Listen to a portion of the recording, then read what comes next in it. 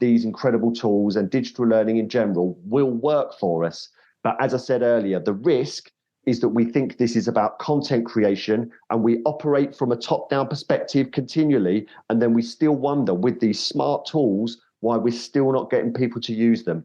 And the buck stops right here with learning and development. I'm so optimistic, Nick, about what this can do for our function, our profession, but it will not, and it will hamstring us if we think about this wrong. Welcome to the HR L&D Podcast, where we explore cutting-edge HR trends and best practices with top leaders who are shaping the future of work. My name is Nick Day, and I'm founder of JGA Recruitment Group, a specialist HR search firm. I'm also a qualified executive coach and a recognised HR thought leader listed on Thinkers 360. Together, we're going to dive into topics from diversity and inclusion to technology, learning curation and employee experience to help you evolve your people and your development strategies. So whether you're a flourishing HR executive, a rising manager or a seasoned CHRO who's driving transformation, this podcast is for you. So grab your coffee and let's play. Hello and welcome back to the HR L&D Podcast. My name is Nick Day, CEO at JGA Recruitment Group, and we're specialist HR recruiters. And today I am joined by David James, who's Chief Learning Officer at 360 Learning, formerly Loop, and he has been a people development professional for more than 20 years, most notably as Director of Talent Learning and OD for the Walt Disney Company, with a remit that spanned across Europe, the Middle East, and Africa. Now, David is also very familiar with the world of podcasting. He's the host of the Learning and Development Podcast, so he's already an expert in engaging audio audiences. So I think today should be a fascinating conversation. He's also a prominent writer and a conference speaker on topics all around modern and digital L&D practices. Now, today we're going to be talking more about how to make digital learning work. We are, of course, in a world of generative AI. We've got ChatGPT and other things influencing the market. So we're going to be diving into that in a lot more detail. I'll be asking David, in the context of his role as Chief Learning Officer at 360 Learning, a company which uses AI and collaborative features to turn your in-house experts into L&D collaborators, to guide us all on how we can upskill fast and continuously, all from within your own organizations, which is critical because you are the HR leaders that are driving the organizations of tomorrow. So stay tuned, because without further ado, I would like to welcome David James to the HR L&D Podcast. How are you feeling today, David? I'm very good, thanks, Nick. It's a pleasure to be on the show. Fantastic. Great to have you here. I'm going to start with my first question, something I ask all of my guests, which is this: what do the words human resources mean to you? Nick, I hate the words human resources. Well, I love the human part, but the resources part, I don't like. I know that it's been a hot topic or a conversation point for many, many years. And I started my learning and development career in training and development when we were part of the personnel team. And I know that human resources was a rebrand of personnel to take it away from administration into something that was more all-encompassing and business focused, but I can't be the only person who doesn't like to be labelled a resource, whether that's to my face or behind my back or an overall moniker. I think I think we're living in much more progressive times. I'm a big fan of people experience. I think that if we find ways of creating experiences where people can operate at their optimum, getting the right people in, as well as preparing the people to be doing the right things. I think that we're along the right lines, but I'm hoping that that very shortly human resources will have its day, because I'm not sure it with the term itself, it brings out the best in us. No, I think there'll be a lot of people listening to this that would agree with you. So let me ask you the question then. If it's had its day, what would you replace human resources with? What would be the new term? People is the one we hear most of all. Chief people officers now replacing chief human resources officers. What would be your chosen term for replacing human resources? Yeah, I think people experience. I think that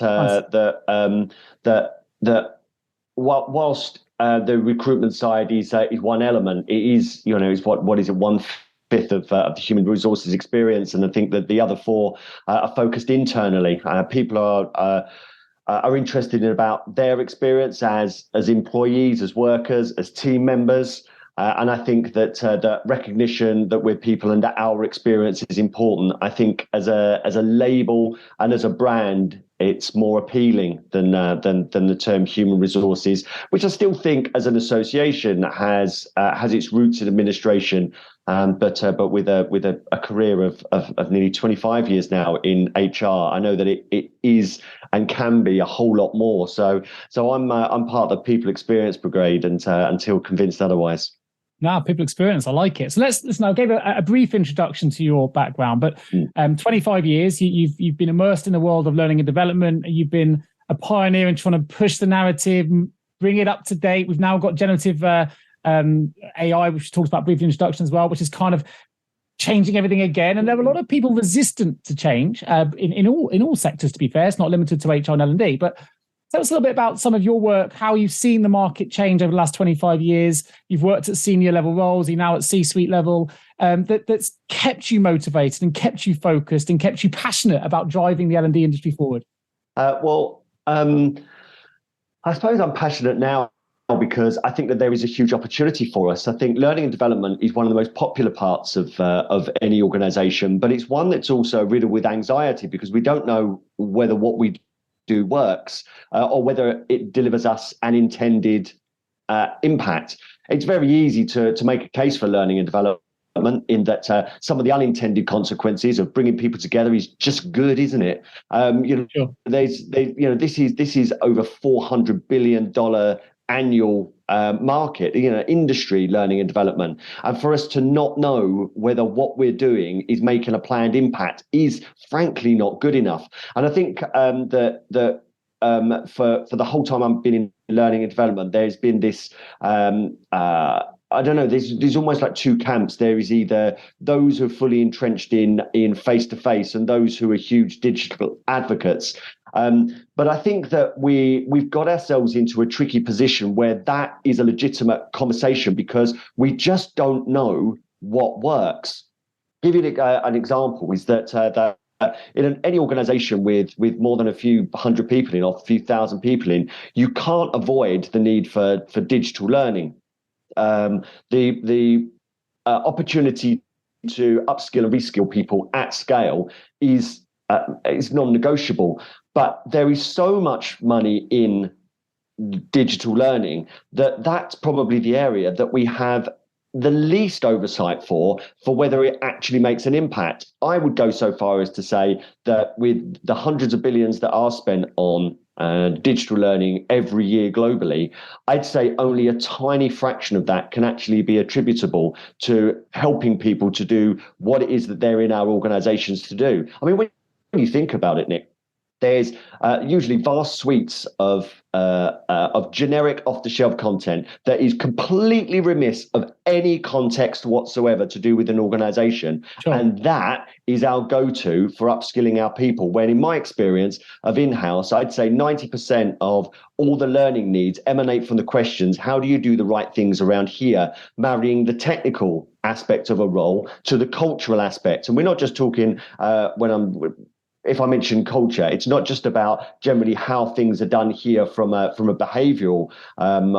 perspective or environmental, but culture is everything from our team members and our leaders to our structures and hierarchies, to our systems and processes, our stakeholders, clients and customers. Everything is packaged up in how things need to be done here in order to get the right results. And I'm afraid that we have such low expectations of what digital can do that we think vast suites of generic content can be the answer. But we only think that because we don't do enough analysis. We don't really understand the problems that we seek to address. We don't understand the consequences of those or what it is that we actually expect people to do. So on the surface, 10 million pieces of content looks as if that might be a good starter. I mean, I think that a lot of these are bought on the premise that if we have 50,000 people and there are 10 million bits of content,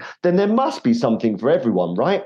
But the thing is, but without the analysis and without linking the technical aspect to the cultural aspect, then it's largely redundant, and people actually, the employees will vote with their attention and engagement. And whilst we're told a lot of the time that people attention spans are much shorter, I'm actually a lot more I'd say, philanthropic around this, because I believe that people have grown an intolerance to stuff that doesn't add value. And I think that they have shorter attention spans for the stuff that they anticipate won't be worth it. And I think that learning and development, especially in digital, has fallen into that trap.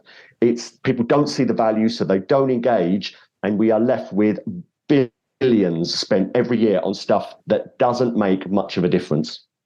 Yeah, you know what? An impassioned response, which I like, and I'm hearing and seeing similar things in the HR industry. Right, I think there's been there's a lot of I think trust might be the right word. People don't always trust that the L&D investments they're going to make is going to work for them, and I do think there's been such a plethora of new content hitting the market. AI is part of that as well, because I can create an L&D course in 2 minutes on ChatGPT without the context piece, without the knowledge behind it, and put it out there as a course and start selling it. And I think that's manifesting itself now in a lack of trust in the market as to whether we're going to make that investment.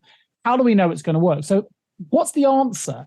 What do we need to do to make sure we're able to track whether or not an L&D initiative investment is actually going to work with all that challenge you've just highlighted there, very articulately as well, I may add? What's the answer? What do we do?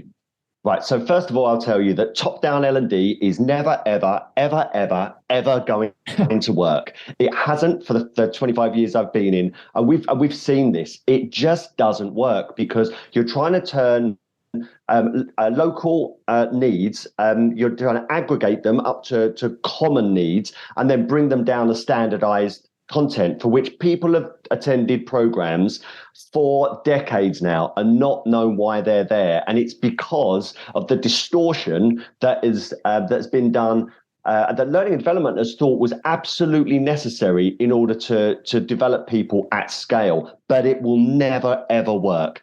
What will work is the analysis of actual problems, some critical points of failure in any organization. And I say that because it's not necessarily about creating the content that people need. It's them recognizing that they have a need. Now, there are periods in an employee's journey when they are absolutely crying out for our help, and we are nowhere to be seen. All of those are during periods of transition as you go into an organization, as you join a new team, as you're expected to operate at a different level, perhaps in a different function. And learning and development are largely not there apart from right on the first day when we're overwhelming people with far too much information than they could possibly hold that could possibly be useful. But when they make a transition to manager or leader, where are we? Where are we to answer the actual questions that they have and to guide and support them to do the actual work they're employed for? I've done plenty of these of employee experience mapping, where you'd ask people what it is that they wish they'd known when they first operated at a certain level or came into the organization. And it's stuff like, I'd love to know what the job was. That was something we had for first line managers. Now, for those people who are attending their first line manager course 9 months or a year after they've joined that, it's too late. The opportunity to guide and support them to do more of the right stuff has actually left us. So I'm going to jump back to something you mentioned in your question there, because generative AI has the opportunity to make our lives a lot easier in learning and development by really helping employees themselves. But I'll pick you up on something you said here, because this is the narrative seems to be around generative AI that it's going to allow us to build faster courses. Now, that reminds me of Henry Ford. You ask people what they need, they want faster horses. Do you know what, Nick? The secret is this could eliminate courses, but we don't see that. We think learning and development is about courses, and it's not. When you think, what are those courses for? It's to guide and support people to do more of the right stuff at the time that they actually need it. It's about performance. Now, Microsoft linking generative AI into their Office suite as Copilot is the clue about where this is going to go. It's not about learning. It's about guiding and supporting people to do more of the right stuff when they're faced with unfamiliar situations and challenges for the very first time. And imagine you don't need a course for that. And I think that's the power of AI. It will help to recognize where there's a critical point of failure in our organization, highlight those people who are responsible for that work, and then almost like 10-pin bowling, put the guardrails up so they can't miss. So we'll eliminate a lot of the administration, the stuff that's keeping people from the human work, the creativity, the critical thinking, the problem solving, the relationships. and all of that great stuff. But it'll also ensure that in the culture of our organizations that we're prompted, nudged, and guided to do more of the stuff that's going to get us the results, and not try to fill our heads up, give us facile tests, and then see whether we've passed, so that at some undetermined time in the future, we'll be able to employ that stuff. No, it's it's not there to make learning and development, course creation and delivery life easier.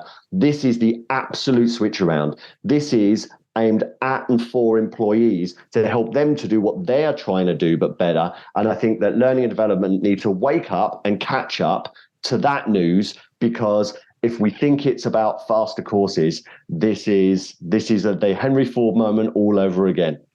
I'm loving the passion. I think in relation to the faster courses, I'm not saying that's by no stretch of measure was I saying that's the answer. I'm saying it's a risk. I think some of this lack of trust comes in because people are able to try and make an attempt at making a quick buck here. And I think that is damaging the industry from a trust point of view, because the standard of those courses or the content is so poor. But two questions that come to mind. One is hopefully a quick to answer questions. I'd like to usually answer one at a time. I'm going to ask you two in one go. First is, how much that £400 billion spent on L&D do you think is wasted? Question one. But I also want to bring you back before I forget, so I'm going to answer it now. You mentioned right at the start in your first answer that one thing we often lack when it comes to taking off the shelf L&D packages, for want of a better way of putting it, is the context of our culture, the context that we need to utilize it.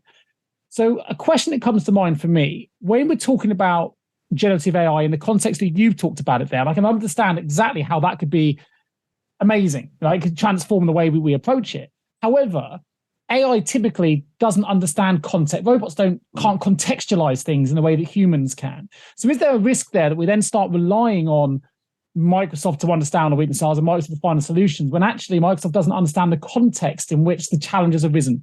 Does that make sense? Yeah, absolutely. So you're in response to your first question there, excuse me, there was a report that was done in 2016 called The Great Training Robbery, and within that, and it was done by part of Harvard, although it's not on Harvard's Business Review. They stated that through their own research, only 10% of learning and development initiatives were attributable to actual results, to actual planned results. So we have a 90%, according to that, we have a 90% waste rate. So of $400 billion, there's a hell of a lot of waste to be trimmed off of there. And I think that's down to that learning and development see their role as delivering and providing learning. And that is nonsense. It is, Elliot Maisy once said on Bob Mosher's Performance Matters podcast that learning and development have confused their role with publishers. It's not about making stuff available. It's about actual business enablement. And you do that via individual and collective empowerment of individuals and teams, as well as helping to address some of the systemic issues that are leading to perhaps less than optimum performance. But then when it comes to AI, it's a really good question, because we're still in the earliest stages of understanding the possibility of generative AI. But remember that all it does, it doesn't seek to understand. It looks to replicate language patterns. So the way and there are several on the market right now. Bill Gates, in an article that was published only days ago, said that this was that generative AI is going to have as bigger impact on anything that he's seen since 1980, when the very foundation of operating systems came about. So he's completely neglected within there web search. And I don't know about you, Nick, but I thought it was going to be bigger than, the last big change would have been web search, because I remember going to college and going on the internet in about 1998. And it was a dreadful experience. And I didn't try again to go on the internet for 2 more years. And of course, web search completely changed the game. So generative AI is going to be at least as big a change to us as web search was when Google or other search engines categorize the world's information via hyperlinks and then AI in order to find us the most appropriate search. So instead of trying to find us the most appropriate search, it's going to tell us the answer. It's going to tell us the answer, and it's going to give us all of those references. But that's not the power of generative AI in organizations.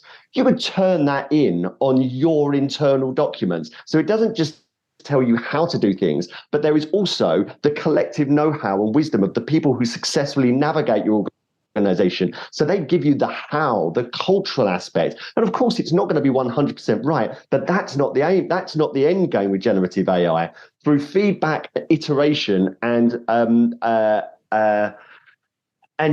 not just its own machine learning, but also the input of others, that could be refined over time. So within 6 months, you could be guided, new people can be guided in their roles to be doing things far more usefully than before. And I think that what's really important to recognize here is so little of learning and development is designed to guide and support people during their transitions and during periods of enforced adaptation. They're designed to isolate skill sets and then build up regardless of context. That's what our courses and our content, we thought that's all they could do. But what generative AI is going to replace is fumbling along and making the same mistakes or solving the same problems that have already been solved thousands of times in any large organization. So it's gonna be falling through the crack of all the stuff that's falling through the cracks that you learn or you didn't learn tacitly. And some of the reasons, you'll know this from recruitment, some of those reasons that people weren't successful within their roles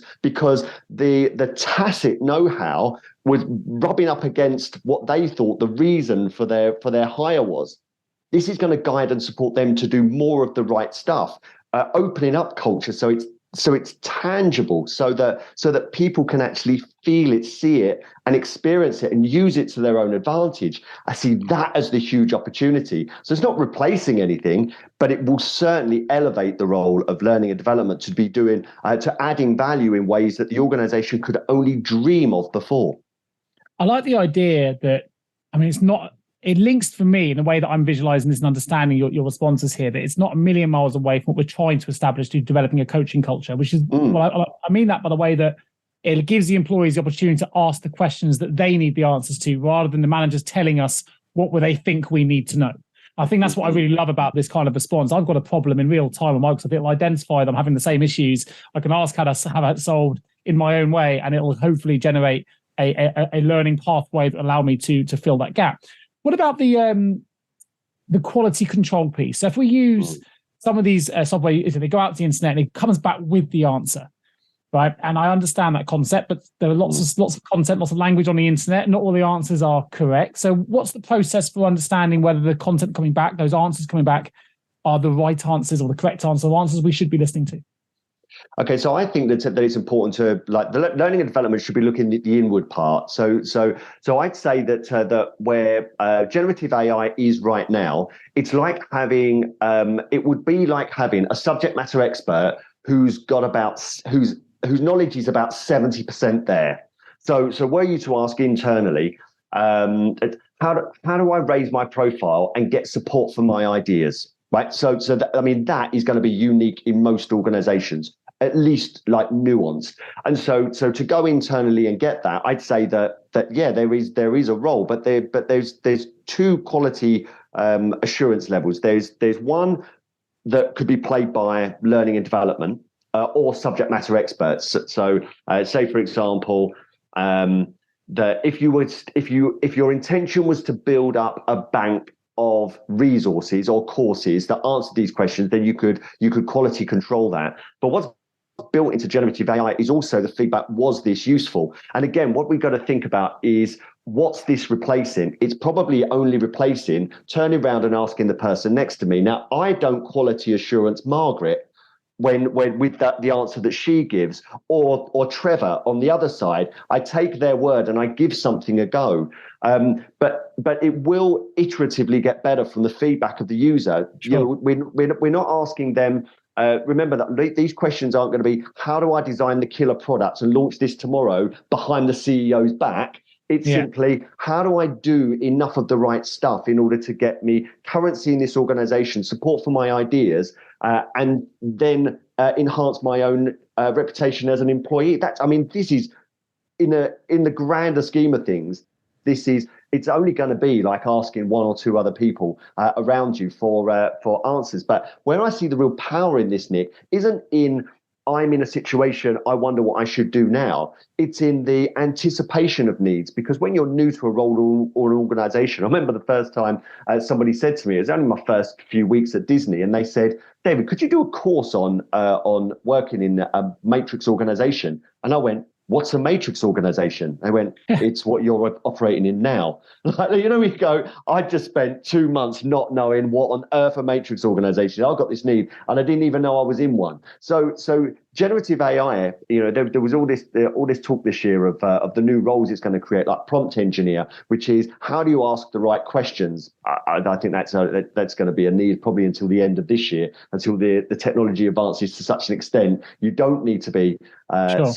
so specific about what you put in. But there is a role here for guiding and supporting people to do enough of the right stuff. So this is where I see that learning and development won't necessarily be taking a back seat while the AI or the tech now drives.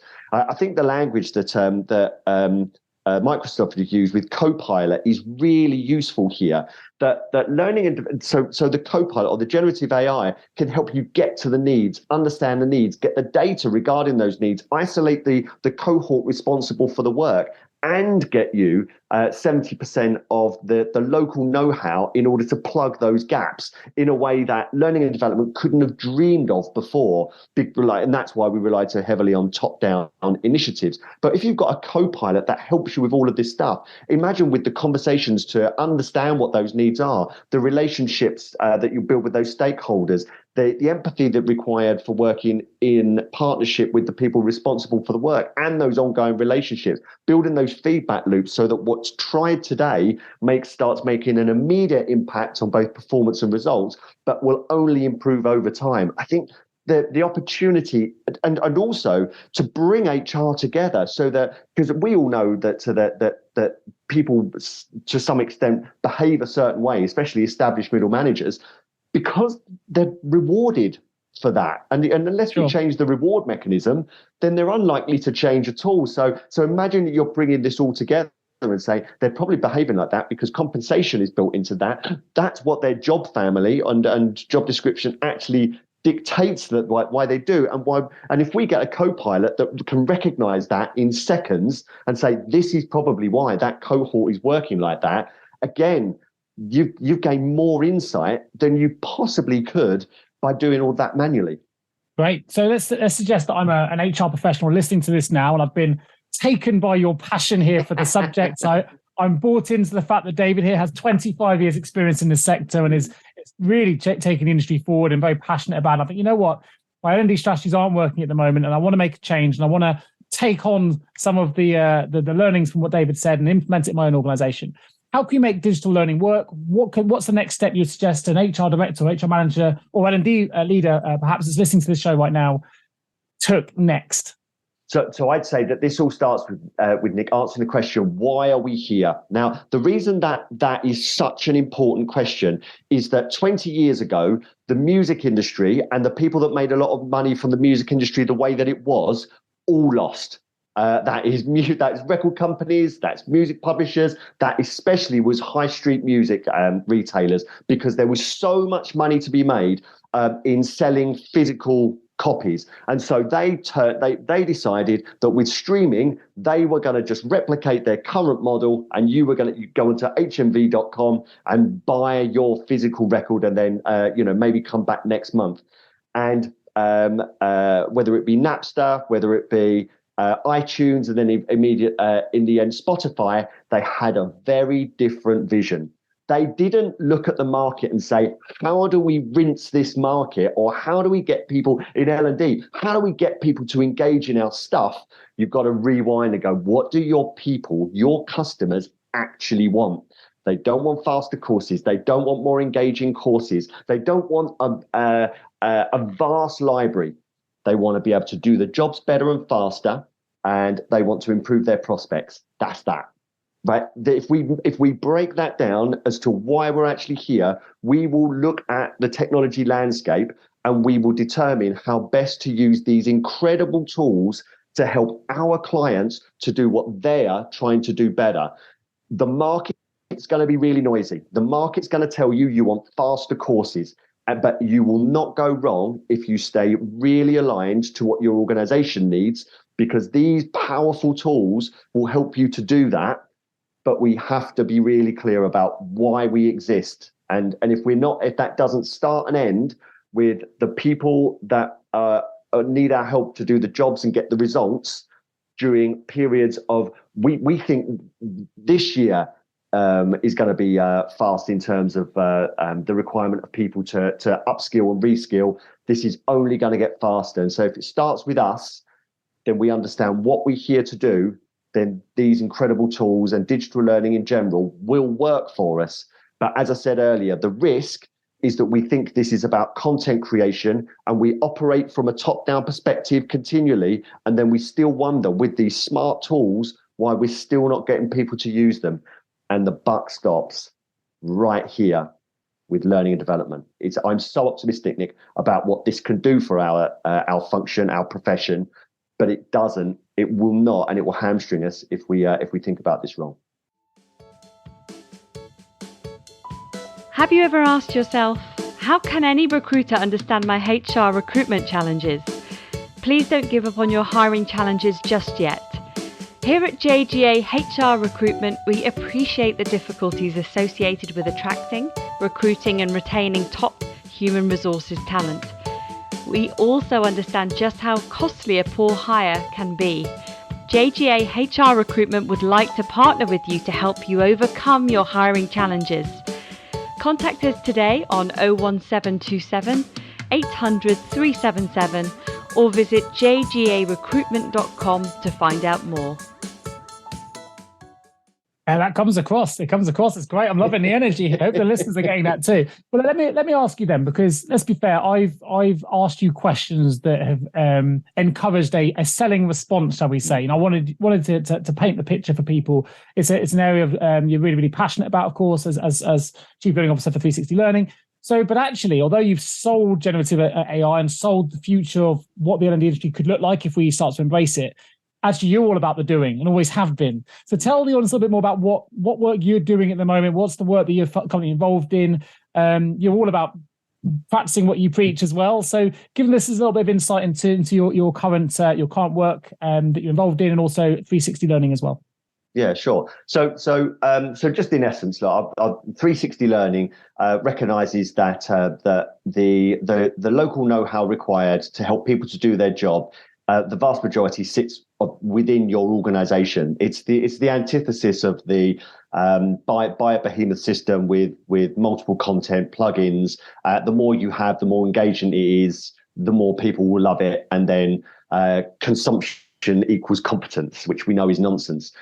So what it does is it challenges all of that and equips your local subject matter experts with an easy tool in order to respond to identified learning needs bottom up, so that people can do more of the right stuff within the organization. There's a feedback loop within it as well that challenges both content usefulness, but really it is the world's number one collaborative learning tool that is focused on helping your organization to do what is required. So 360 Learning is on a massive development drive right now in order to make the tools easier and more accessible to do just that. But it is laser focused on performance and outcomes of the people that are seeking to engage in that. But Nick, you asked the question, what we're working on. AI has kind of whilst it's always been in the background and helped with smart recommendations. I think that's probably been the most common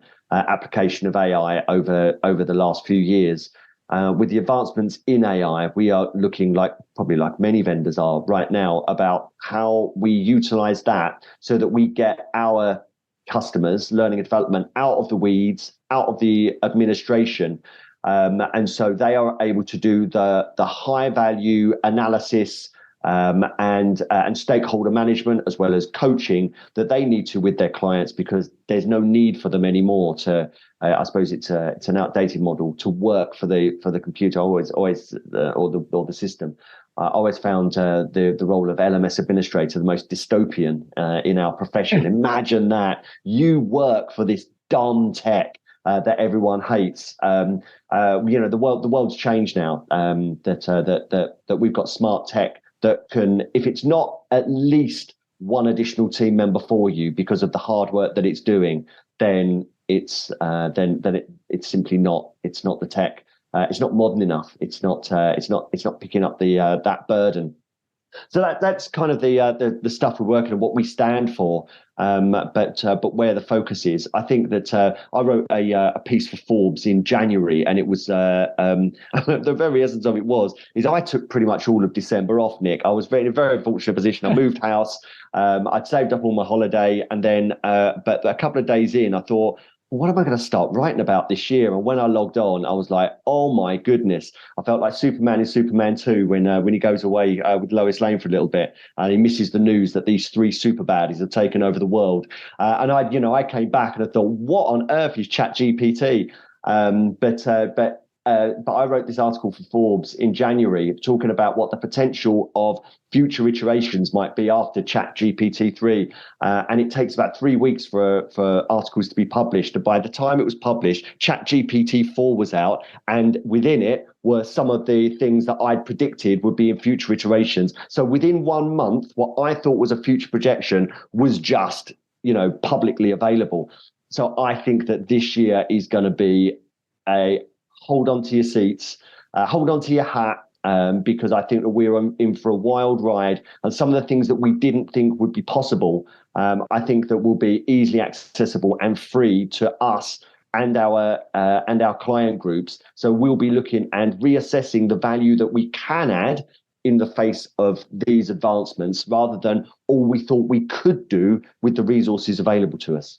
Yeah, nice. Well, I'm going to pick up some of the language you've used there. So one earlier on in your response, you said they're coming out of the weeds, so to speak, for L&D, and you mentioned creating more value. So with those kind of words in mind, what should L&D leaders be doing now then to ensure that they're able to demonstrate impact? They want to take this forward. They want to have an impact. They want to be able to measure that. I think we said right at the start of the show, there's loads of courses where we fail, or many L&D or organizations rather fail to measure the impact of those courses. Therefore, most of them are inefficient. What would you recommend? Right, so I think we cover this from 2 angles. Number one, there is impacting the actual work being done and the results that people need to get. Now, we should only really be working on critical points of failure where things aren't working in our organization and we're missing out on we're losing money, customers, opportunity, or whatever's important to our organization, but also helping people as they make transitions, because there's a big risk if people are brought in, the expense that it costs, especially at a senior level, for losing out on good people. So over this side, there is both aligning ourselves to the actual problems, analysing them enough, and then working iteratively in order to address them.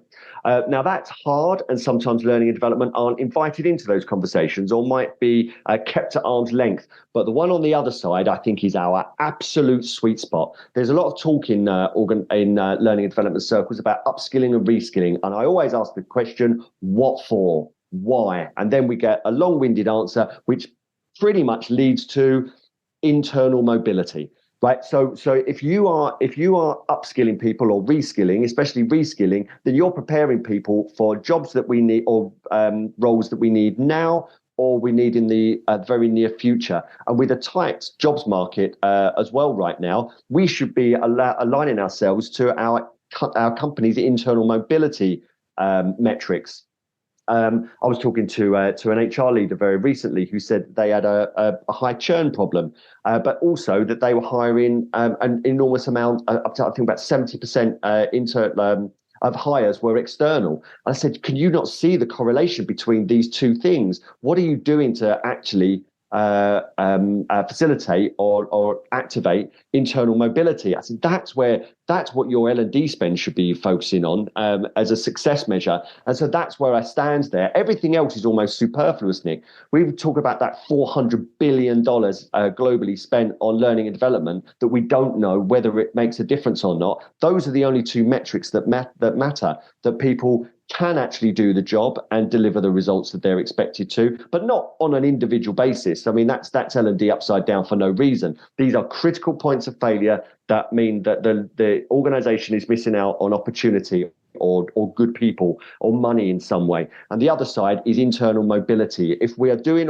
spending all this money on learning and skills platforms and initiatives in order to upskill and reskill, then the what on earth for has got to be our internal mobility. And again, this is HR joined up with workforce planning, with talent acquisition, with talent management and compensation and benefits to make sure that what we spend equates to demonstrable impact. No, I love that. I mean, I've got my recruitment siren going off now, which it wasn't where I'm supposed to go on these shows. But it's a bit like the pay cheap, pay twice. So you've got to look at where your output is and where can you maximize your investment. If that's in upskilling or reskilling intelligently, then you're going to see better retention, better ability to attract because you have a better workforce, and that will come through the market anyway. Whether people are reviewing on things like Glassdoor or whatever it might be, if you get it right, people talk and refer. By the same instance, I'll flip it back to recruitment. If there's loads and loads of churn, it's often because we're not willing to invest initially in a specialist, of which I am one of others as well that exist out there. But actually, if you work with a partner who knows what they're doing and can identify the talent and or the training requirements, whatever it is, you may pay a little bit more initially, but you pay less in a bigger scheme of things. It's about getting it right. And whatever that is, whether that's recruitment, whether that's learning and development, or whatever part that comes under the HR remit. But I think got my recruitment siren going when you were talking about the talent piece, because I see so often people don't invest in the right places. They try and do it cheaply or quickly. The speed thing comes in and it falls down. Sometimes slow down to speed up, as they say. Sometimes work. So taking it forward for you, can L&D realistically be expected to reliably improve working as it is at the moment, or does it now need to, on the back of this show, you want people to go, right, listen to me, we need to stop and start again and change, or can we still get there going as we are? There is this lovely phrase, and it comes from the foreword of a book written in 1969 that was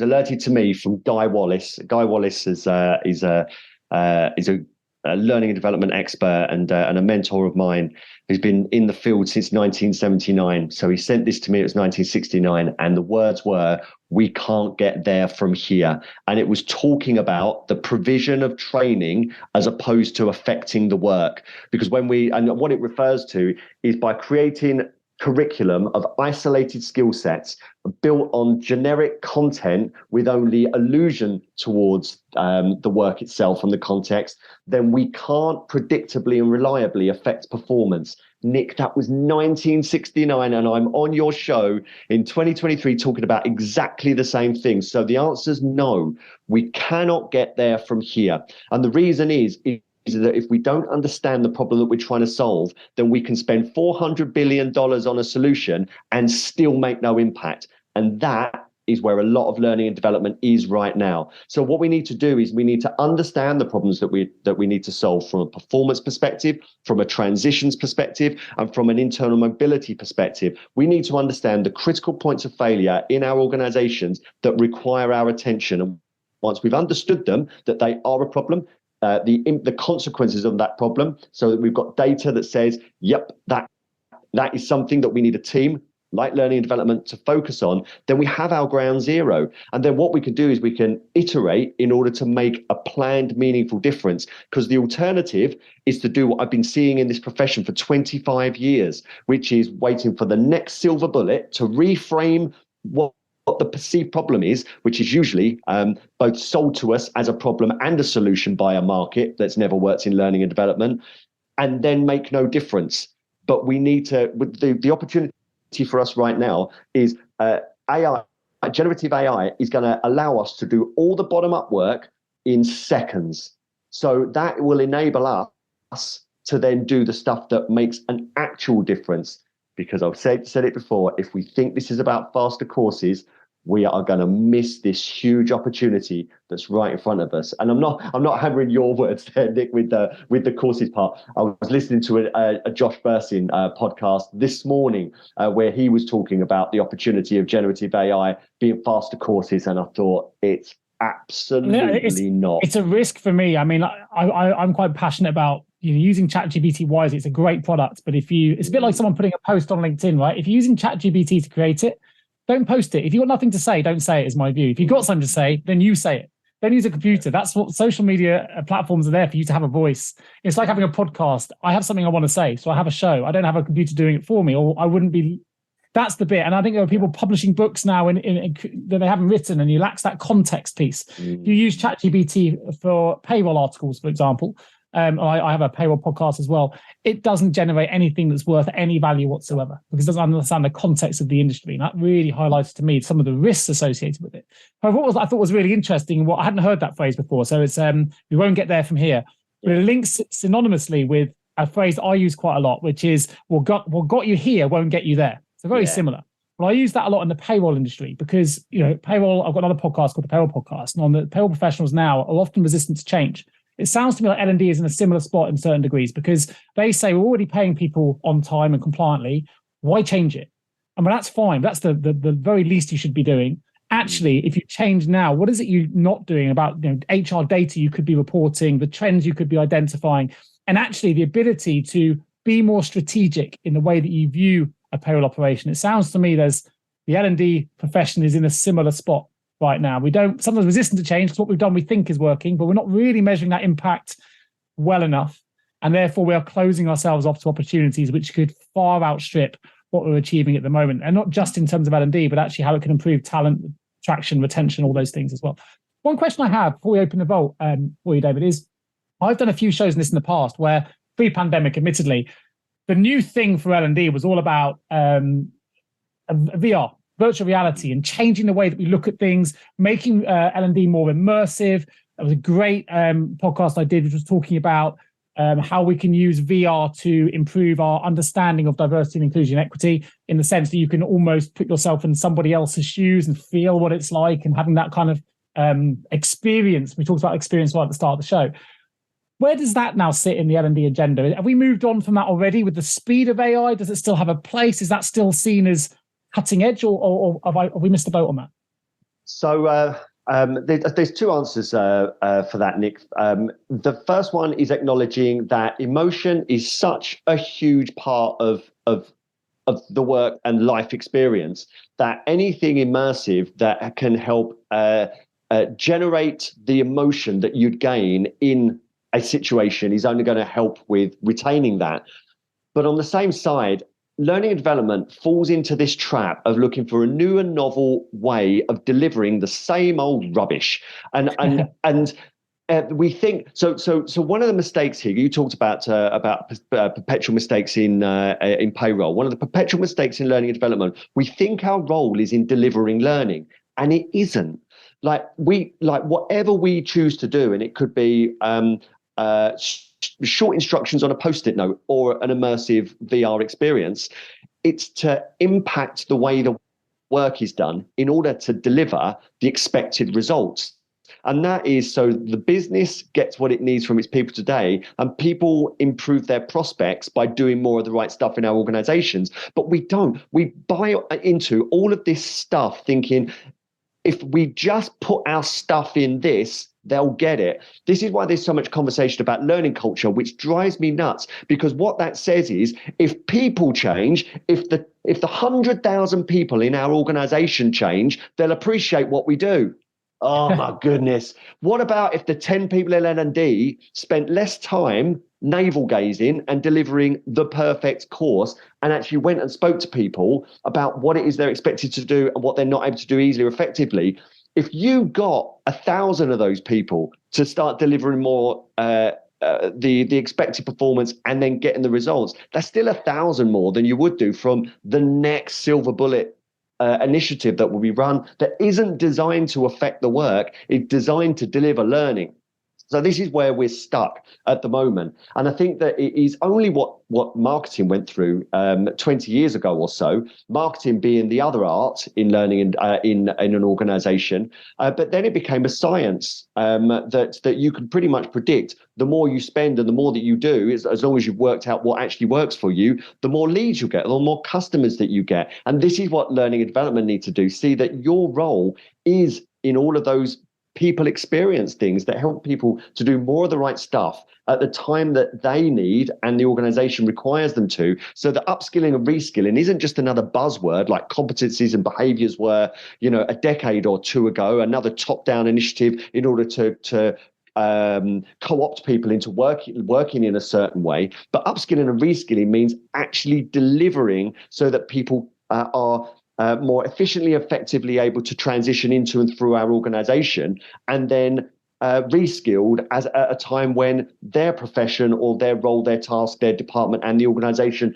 actually requires, but in a meaningful, planned and predictable and reliable way. So your answer there is, look, VR can be really powerful. But when I saw that, I thought, oh, here we go. Another, a few more. Another shiny thing. Another shiny thing that thinks, right, that learning and development go, right, now people will get it. And they're going, they won't. I think what I picked out from that response, you talked about, if just 1,000 people, I think you said, took this on and engaged and got benefit from this and really were able to have an impact, it brought Pareto's law into play for me. So if you've got a 50,000 employee organization, there's a good chance that those 1,000 people that are engaged are probably responsible for 80% of the revenue's performance anyway. So actually, you're sometimes much better focusing on the 1,000 that actually have the greater contribution to an organization's success than trying to find a one-size-fits-all approach to the entire or the other 90% that actually are probably potentially more challenging in other ways anyway, in terms of needs or requirements or aspiration or motivation or whatever it might be. So I thought it was quite interesting because actually we often spend too much time as leaders in organizations trying to please everybody and sometimes neglecting actually the top performers. They're okay. They don't need it. They're already performing here. Whereas actually, if you invested in those, imagine what they could perform. And imagine, sometimes I think we can, I work in I manage a sales team, so I get this. Sometimes it's easy to neglect those that are performing really, really well and focus too much on those that are struggling. I think it was an interesting concept. But if I'm going to open the HR L&D Vault, 3 short, sharp questions for you. I'd love to get your view. If you can give one piece of advice to the world, what would it be? To the whole world or to learning and development? The whole world in a context of learning and development. Oh, crikey. Where's the data? I'd say find the data. Well, I think we act far too much on opinion and gut instincts. I think that if we listen more to our scientists and our experts, and we found a way of connecting with their message, I think that we probably wouldn't be at the mercy of demagogues and lunatics as much as we perhaps are. Nice, perfect. If you had the opportunity, what advice would you give to a younger you just starting out in this new world of work? To ask yourself, what are the transferable skills that you are learning right now? Because I saw work as a nuisance. I thought I was going to be a rock star, Nick. And I thought that this was just a part-time job until I got there. But I didn't realize that I was learning very, very important life skills at the time. Great. And for those that can't see, I know you can see the guitars behind me. Down to David's left, he showed me before we joined on the show. He's got a litany of guitars down there, loads of them, previous band members. So he's got a lot more skill than I do. I could tell he could play because they weren't on the wall. So there you go. Last question. What is the single guiding principle or behavior you've seen in every great leader that you've worked with? Oh, dear. I'd say that they really cared. The ones that really stood out weren't the ones going through the motions and asking how my family were. They really cared. And I don't think they just cared about me. They cared about everything that they were doing and helped to join the dots. It probably sounds a bit fluffy, but the ones that stood out for me truly cared. Common responses of empathy and kindness. We're not a million miles away from those, which is it's good to get your take. Well, for those that want to find out more about 360 Learning or indeed want to connect with David James, I will, of course, put links to David's LinkedIn profile in the show notes. Click straight through. There'll also be a link to his website, the L&D Collective, and also the Learning and Development Podcast. If you listen to this show and you enjoy it and you want to find out more about the L&D journey, David's released numerous episodes. I've listened to a few before this show. Great content. So do go and follow the link in the show notes to find that as well. Subscribe to both channels. If you haven't subscribed to mine already, do so, and then subscribe to David's and you'll get great content from 2 shows. There's a blog on there as well, 360learning.com/blog, and an L&D masterclass series. So have a look in the show notes, click through the links and explore the website. There's loads to offer. And obviously you can follow David as well on Twitter at David in Learning. At David in Learning. So have a look at that Twitter handle as well. Anything else you'd like to add, David, in terms of where our listeners may be able to find out more? No, I think that's a comprehensive list, Nick, and you've done a great job sneaking those all in. Yeah, no worries. Well, also click on the show notes and you'll also find access to our website as well if you're interested in finding the services of a specialist HR L&D recruitment agency. We're at www.jgarecruitment.com. I would love to show you what a great HR recruitment experience can feel like, particularly if you are suffering that kind of churn that David mentioned earlier in the show. We can reduce that with great talent. So do get in touch with either myself or any of my wonderful colleagues. And again, the link will be in the show notes. Just leaves me to say a huge thank you once more to David James for joining me on the HR L&D podcast. I look forward to being the next episode real soon. Thank you, David. That's it for today's episode of the HR L&D podcast. I hope you found this discussion informative and thought-provoking, and that it gave you actionable insights to help you drive your HR agenda forward. Please remember to subscribe to the show so you never miss a future episode, and I'd also love to hear from you. So if you enjoyed this show, please do leave a review on your preferred podcast platform. Your feedback helps me to ensure I can continue to bring you the topics and guests that matter most to you. Oh, and don't forget to share this show with your colleagues and fellow HR leaders as well. The more we spread the word, the more we can grow our community of HR professionals who I know are all as dedicated to driving the future of work forward as I am. Thanks, of course, for tuning in. My name is Nick Gay. Please do look me up on LinkedIn and send me a connection request. It would be great to get connected. In the meantime, I look forward to bringing you the next episode of the HR L&D podcast real soon.